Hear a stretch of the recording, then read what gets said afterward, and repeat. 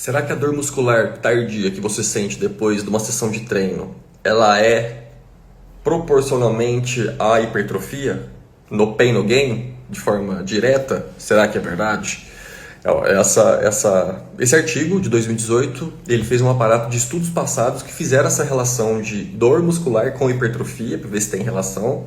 E aí ele fez esse gráfico mostrando que o número de sessões, até 32 sessões de treino, com aumento do quê? O pontilhado verde é a área de secção transversa, o tanto que a fibra ela cresce.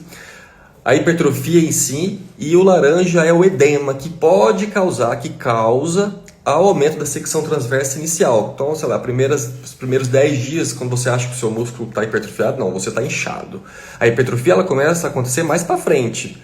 Ou seja, a dor muscular tardia não está associada à hipertrofia, está associada a reparo de dano do caos que foi ocasionado pela sessão, mas não tem a ver com hipertrofia.